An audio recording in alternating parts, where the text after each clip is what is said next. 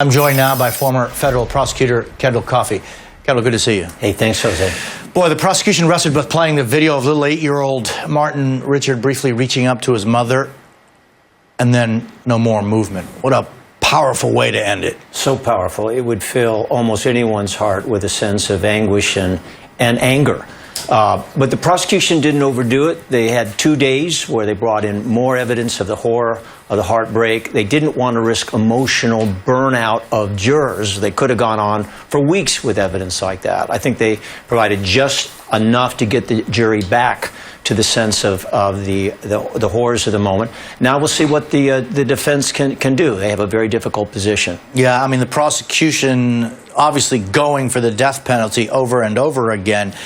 I think they were pretty successful in at least presenting the case that there is no remorse and that this guy knew what he was doing, was able to carry out the mission from beginning to end. It's an overwhelming case, and at the same time they had to present specific evidence of some of the aggravating factors, in a sense to create a checklist of findings for the jury in the sentencing phase, and they did that very well. Things such as the cruelty of the act, the vulnerability of victims, the grave danger to many, and the premeditation and planning. All right, so Monday the defense has an opportunity. We saw that video of some of Tsarnaev's family members coming in. Presumably they'll be testifying early next week. What is the defense going to possibly try to do? Well, they have to somehow define and humanize Tsarnaev. How do you do that? First of all, without putting him on the stand.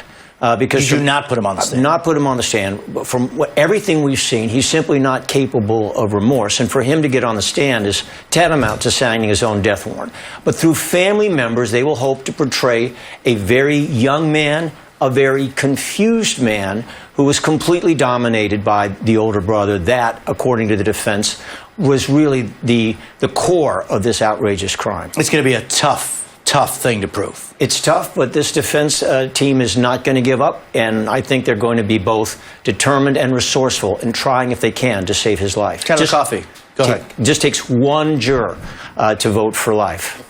And then that's it. And that's it. Kendall, thanks. Thanks, Appreciate Jose. it.